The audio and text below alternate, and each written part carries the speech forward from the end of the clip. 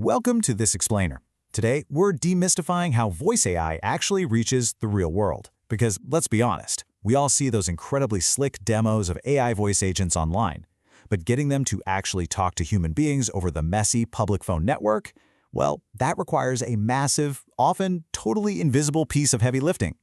So we're diving deep into the critical role of the Session Border Controller, or SBC. Let's get right into it. We're going to break down the 6 operational pillars you absolutely need to bridge modern AI language models with legacy telecom networks. We'll cover the core bridge itself, handling unpredictable bursty traffic, beating that strict latency budget, giving your network a brain with programmable routing, defending against deepfakes, and finally, deploying the whole shebang legally. First up, the AI to PSTN bridge, and how we actually translate between language models and traditional telecom. So there's this huge fundamental disconnect between the flawless AI demos we see online and the highly regulated reality of live phone networks. Our source material has a quote that hits the nail on the head. The voice AI cluster gets the marketing attention. The SBC is the part that decides whether any of it actually works on the PSTN. The AI models get all the hype, right? The large language models, the text-to-speech engines. But it's the Session Border Controller that acts as the ultimate border guard and translator. Without an SBC, your brilliant AI is literally just talking to itself in a vacuum. To actually make this magic happen, the SBC functions as a WebRTC to SIP bridge. The big issue here is that AI platforms and traditional phone carriers simply don't speak the same language. AI platforms, they want modern internet-native protocols like WebRTC with crystal-clear high-definition audio. But the carrier network, the PSTN, is deeply entrenched in SIP delivery using older narrowband audio standards like G.711.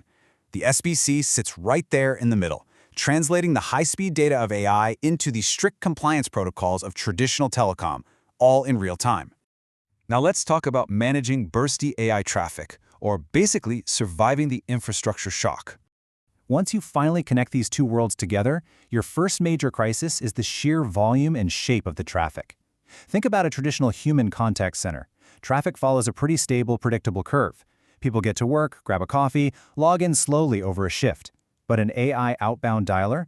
That thing can wake up from a cold start and blast hundreds of calls per second instantly. It doesn't pace itself. And that requires a completely different level of capacity headroom on your network. This creates dual threats that your SBC has to handle. First, those cold start dialer bursts will instantly test your per network access point, or NAP, calls per second limits. If you size your SBC based on a daily average instead of these massive burst peaks, well, your AI deployment is going to fail on day one. Second, inbound AI receptionists are always on. There's no after-hours queue. They demand 24/7 registration health with 0 traditional maintenance windows. And finally, AI agents tend to talk in short, rapid bursts. This actually clashes terribly with traditional telecom jitter buffers that were designed for normal human conversation. Moving on to beating the latency budget. This is the 800 millisecond countdown. Assuming your infrastructure actually survives that initial traffic burst, your very next hurdle is speed. For an AI to feel truly conversational, it has to respond fast, and the milliseconds add up ridiculously quickly. Network transport eats up to 150 milliseconds. Transcribing the caller's voice, that's up to 350.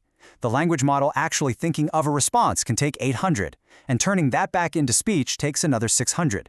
The problem here is that once a response takes longer than roughly 800 milliseconds total, callers get confused. They start asking, "Hey, are you still there?" and end up talking right over the bot. Because every single millisecond matters, we run right into a major codec clash. The legacy PSTN demands narrowband audio like G.711. But modern AI platforms strongly prefer wideband audio like Opus to get better transcription accuracy. The SBC is absolutely crucial here because it manages this exact clash. It sits right at the boundary and decides how to negotiate the audio between the strict legacy PSTN and the high-performance AI platform. And the choices made at the SBC have massive direct latency consequences. If the SBC has to actively translate or transcode the audio from Opus to G.711, that hardware transcoding eats up about 20 milliseconds per leg. On the flip side, if you configure the SBC to just pass the G.711 audio straight through to an AI platform that supports it, you add practically 0 latency. So choosing the right configuration here is absolutely critical to keeping the bot conversational and staying within that tight 800 millisecond budget. Next up, programmable call routing. This is all about giving the SBC a brain. Beyond just translating audio, the SBC also has to make rapid dynamic routing decisions. Voice AI rarely uses static, old-school routing tables anymore. Instead, the SBC relies on a dynamic, mid-flight HTTP query pattern. It works in 4 steps. First, the call invite arrives at the SBC. Second, the SBC instantly fires an HTTP query to an external AI orchestrator. Third, that orchestrator returns a JSON file dictating exactly what should happen. Should this go to a specific AI bot, or maybe escalate to a human queue based on the caller's history? And fourth, the SBC routes the call perfectly based on those real-time instructions. This really highlights the elegance of modern SBCs. This highly intelligent, dynamic routing has absolutely zero audio latency impact. Why? Because this entire query exchange happens during the signaling phase. It happens before the actual audio media is even anchored or negotiated, meaning it doesn't add a single millisecond to the conversational delay. Okay, let's talk about fraud and deepfake defense, or establishing trust at the edge. As much as AI makes routing smarter, generative voice models are also introducing some frankly terrifying new security threats right at the network edge. Just imagine this scenario for a second. An attacker perfectly clones your CEO's voice using generative AI, spoofs their caller ID, and calls your finance department to authorize an urgent wire transfer. It sounds exactly like them. How does your network stop that call from ever ringing the finance department's phones? The answer relies on a concept called attestation. Think of attestation as an A, B, or C grade carried in a stir-shaken token. It's essentially mathematical proof of how confident the telecom provider is in that caller's true identity. To stop that deepfake CEO, your SBC must act as a firm, uncompromising border guard, verifying the cryptographic identity of the incoming call before it's ever allowed through. By integrating this directly at the SBC layer, you unlock a really powerful arsenal of defense mechanisms. You get stir-shaken integration to outright bounce unverified calls. You can set programmable attestation levels so your own outbound AI agents are legally compliant. You can integrate dynamic blacklisting and fraud scoring to catch known bad actors. You can even use call-per-second limits to block automated prompt injection probes that are trying to hack your AI. Basically, you catch the unverified, spoofed, and abusive calls before your AI system ever wastes a single drop of computing power listening to them. Finally, let's look at deployments and consent compliance, which is really just about staying out of court. So how do we actually deploy this architecture practically? Well, there are 3 main deployment shapes you'll configure on your SBC. The AI receptionist requires just one network access point, or NAP, on the carrier side and one on the AI side, making it easily multi-tenant. The contact center model uses AI to front the call for the first 30 seconds or so before handing it off to a human. And lastly, the outbound dialer. As we discussed earlier, this is by far the most demanding on your infrastructure, requiring massive headroom to handle campaign burst peaks. But look, regardless of the deployment shape, you absolutely have to navigate consent laws. In 2-party consent states, you must prove you inform the caller they are talking to an AI or being recorded. The SBC is what proves you followed the law.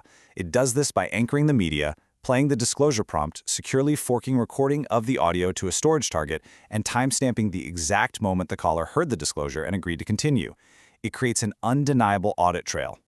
Which brings us to our final takeaway. As you prepare to move your AI agents out of the safe, controlled demo environment and onto the wild, unpredictable public phone network, you have to ask yourself a tough question. Is your telecom infrastructure genuinely ready to handle the bursty, highly latency-sensitive, and strictly regulated reality of voice AI?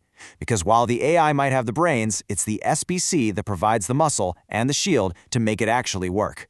Thanks for joining me on this explainer, and I hope this helps you build smarter, safer voice networks.